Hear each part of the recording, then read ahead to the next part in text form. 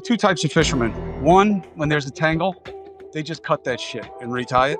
Yeah. The other guy has got to be like a guy who gets like into a Rubik's Cube master time. And this guy, he's the Rubik's Cube guy. He's got to just... Well, my scoop is that if we're talking about the Middle East situation, is that Trump is asking, or his guys or whoever, or both, one thing they're asking is a good question, which is, what happens after the bunker busters? How do we know? What's the level of certainty? What gives you certainty? That's good. What is not as good is the political discussion that's going on in House about how worthwhile it is for the administration to jump in on this because it looks like Israel is going to rule the day.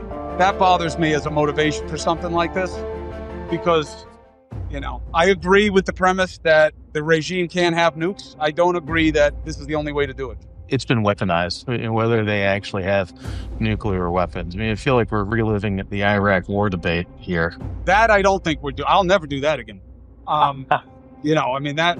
We took a beating on that story. A lot of people are too young on Substack to remember.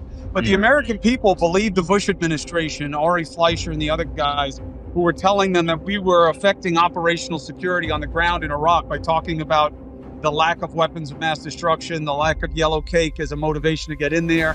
And we stopped reporting on it because people stopped watching us. I was at ABC News at the time, so I won't make that mistake again. We do not know that they are enriching uranium, except that the IAEA says that they're enriching uranium at rates way higher than they're supposed to be. And they don't have the asset classes, the marine air asset classes to need the fuel. So there's only one reason to do it. That they don't know what the fuck they're doing. Substack is bumping right now. It's starting to get into the national bloodstream in a serious way. There's no question about it. It's now expanding and different people are getting into it. And, people were asking me, even if you think that I'm not that bright, but I'm not a complete idiot, why would I tell people that I'm using the money to help people get treatment for long COVID if I was full of shit? How hard would it be to bust me on that? The doctor's name is Robin Rose, by the way. She's all her content is on my page. You can contact her and see.